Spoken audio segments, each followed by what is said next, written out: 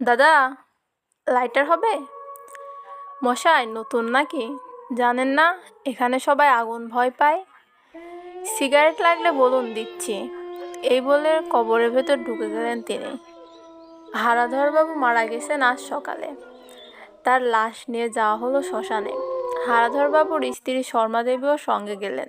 যাই হোক, শর্মাদেবী এই শীতে চান সেরে কাঁপতে কাঁপতে উঠে এসে দেখলেন হারাধরবাবুকে চুল্লিতে ঢোকানো হয়ে গেছে। তাই শর্মাদেবী ঠকঠক করে কাঁপতে কাঁপতে দাঁড়িয়ে আছেন আর ভাবছেন, মিনসে মরেও শান্তি দিল না। এর মধ্যে হঠাৎ চুল্লিটা খুলে গেল আর হারাধরবাবু ভেতর থেকে বলে উঠল, গিন্নি, কষ্ট না পেয়ে ভেতরে এসো, এখানে বেশ গরম পাবে। শর্মাদেবী এই দৃশ্য দেখে গো গো করতে করতে নিচে পড়ে গেলেন। এরকম মজার মজার ভূতের গল্প শুনতে ভিডিওতে একটি লাইক দিয়ে আমাদের পাশেই থাকুন।